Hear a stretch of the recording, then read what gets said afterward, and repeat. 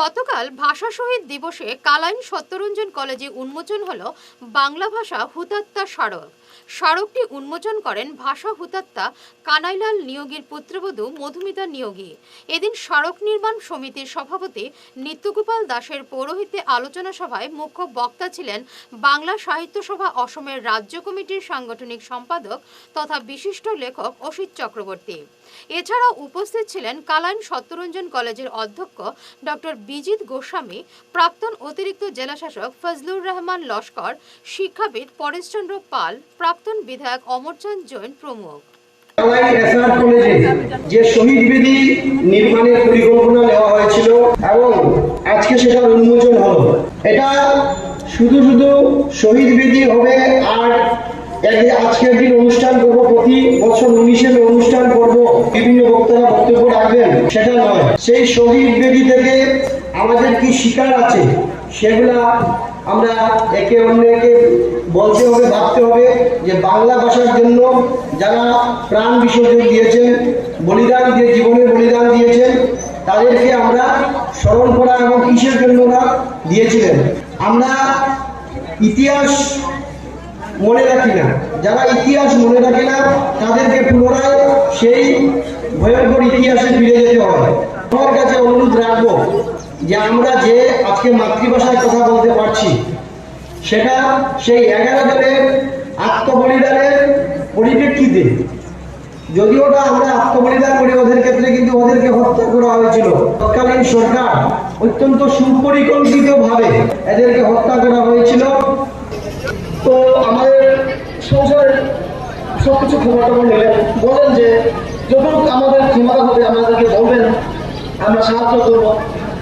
তো এটাই আমাদের একটা গর্ব যে প্রাইম মিনিস্টার আমাদের ঘরে এসেছিলেন, আমাদের এখানে দর্শন দিয়েছিলেন। তো কোনো সময় ভাবি যে এই পরিবারে আমি জন্ম হয়ে একটা গর্বিত মনে হয়। তো আমি এটাই বলতে চাইবো যে আমাদের বাংলা ভাষাটাকে আপনারাই হাতে ধরে এটা আগে বাড়াবেন। এই সত্যরঞ্জন কলেজে আমাকে আমন্ত্রিত করা হয়েছে 19শে মে উপলক্ষে। আমি 19শে মে কানাইলাল নিয়োগীর সম্বন্ধে আপনারা সবাই জানেন, একাদশ শহীদের মধ্যে একজন। আমি ওনার বড় ছেলের বউ।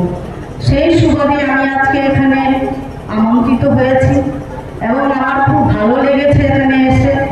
বাংলা ভাষাকে, যেহেতু আমরা বাঙালি, বাংলা ভাষাকে আমরা সম্মান জানিয়ে আজকে সত্যরঞ্জন কলেজে একটা শহীদের, একাদশ শহীদের স্মৃতিসৌধ বানাতে পেরেছেন।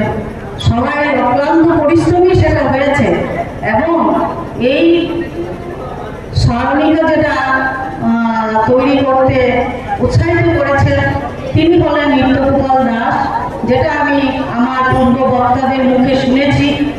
তো বেশ ভালোই লেগেছে।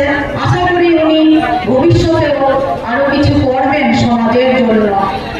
আমাদের উচিত বাংলা ভাষাকে আমরা রক্ষা করব এবং যতটুকু পারি যারা উৎসাহিত তাদেরকে আরো উৎসাহ করব যে তোমরা বাংলা ভাষার।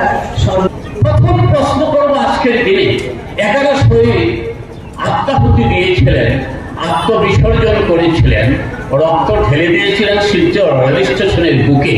এই যে আন্দোলন হয়েছিল, সেই আন্দোলনের তো একটা উদ্দেশ্য থাকে। কি ছিল তার উদ্দেশ্য, কি ছিল লক্ষ্য?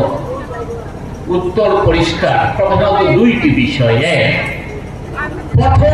প্রথম থেকে বাংলা যেটা হারিয়ে যেতে বসেছিল, আমরা সেটাকে ঘুরে পেতে চাই। মাতৃভাষায় শিক্ষার জন্য সেদিন তারা আত্মাহুতি দিয়েছিলেন, আত্মবলিদান করেছিলেন। আর দুই, অফিসিয়াল ল্যাঙ্গুয়েজ, দাপ্তরিক ভাষা হবে বাংলা। তাদের রক্তের বিনিময়ে আমরা সে দুটি অধিকার অর্জন করেছি। অর্থাৎ বরাকের মানুষেরা তারা স্কুলে কলেজে বাংলায় পড়বে, আমরা সেটা পড়তে পারি, এখনো পারি।